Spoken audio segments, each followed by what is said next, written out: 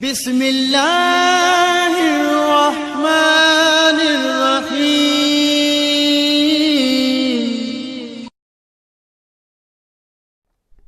औज़ु बिल्लाहि मिनश शैतानिर रजीम। बिस्मिल्लाहिर्रहमानिर्रहीम। अल्हम्दुलिल्लाहि रब्बिल आलमीन वस्सलातु वस्सलामु अला रसूलिहिल करीम व आलिहि तय्यबीन अत्ताहिरीनल मासूमीन। अम्मा बाद फ़क़द क़ाल सुब्हानहु व तआला फ़ी किताबिहिल मजीद। बिस्मिल्लाहिर्रहमानिर्रहीम व आति ज़ल क़ुरबा हक़्क़हु। मोहतरम नाज़रीन, जीअं त असांजी गुफ़्तगू उन्हनि मज़ालिम जे बारे में थी रही जेके मज़ालिम जनाब सैयदा जे मथां उठाया विया, ऐं उन्हनि मज़ालिम जा अॼु असां पंजी क़िस्त सां तव्हांजी ख़िदमत में हाज़िर आहियूं। ऐं मज़ालिम जा चौथो ज़ुल्म जेको जनाब सैयदा ते थियो, संदसि बाबा जी रहलत खां पोइ ऐं सक़ीफ़े खां पोइ उहो इहो आहे त संदसि हक़ गसब कयो वियो। फ़िदक जेको जनाब सैयदा जो हक़ हो, रसूल सल्लल्लाहु अलैहि वसल्लम जी लिखत मौजूदु हुई, उन खे मुसलमान गसब करे छॾियो। फ़िदक छा आहे?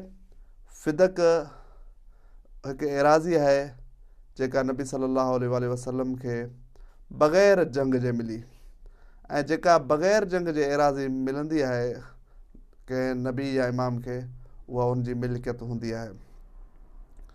जॾहिं इस्लाम तमामु कुफ़ार ते कामयाबू माणणु लॻो ऐं यहूदियुनि सां बि ख़ैबर में मुआहदो अटकायो आहे, उन में कामयाबी माणी, त बाक़ी यहूदियुनि में हिरास ऐं ख़ौफ़ जी सूरत अची वई।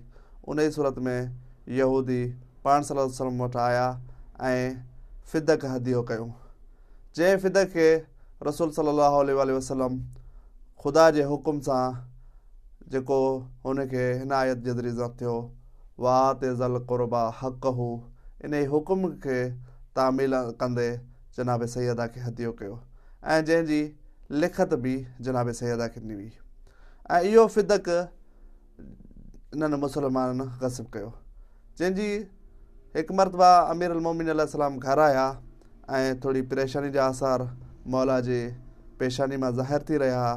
ऐं जनाब सैयदा जॾहिं अमीर अल-मोमिनीन खे इन हालत में ॾिठो त जनाब सैयदा सवाल कयो, या अली, अॼु वरी कहिड़ो मुसलमाननि जे तरफ़ां असां ते ज़ुल्म थियो? मौला अमीर अल-मोमिनीन अलैहिस्सलाम रोई करे फ़रमायो, ज़हरा, फ़िदक में जेके असांजा मुलाज़िम रखियल हुआ, जेको फ़िदक तोखे तुंहिंजे बाबा ॾिनो हो, उन्हनि मुलाज़िमनि खे कढियो वियो आहे। सरकारी मुलाज़िम उते मुक़ररु थिया आहिनि ऐं फ़िदक गसब कयो वियो आहे। ऐं जंहिं फ़िदक खे रसूल सल्लल्लाहु अलैहि वसल्लम पंहिंजे सहाबा जे साम्हूं जनाब सैयदा खे लिखी ॾिनो हुयो, ऐं उन ई फ़िदक जो मुतालबो करण जे लाइ जनाब सैयदा दरबार में बि आई ऐं जनाब सैयदा खां गवाह तलब कया विया।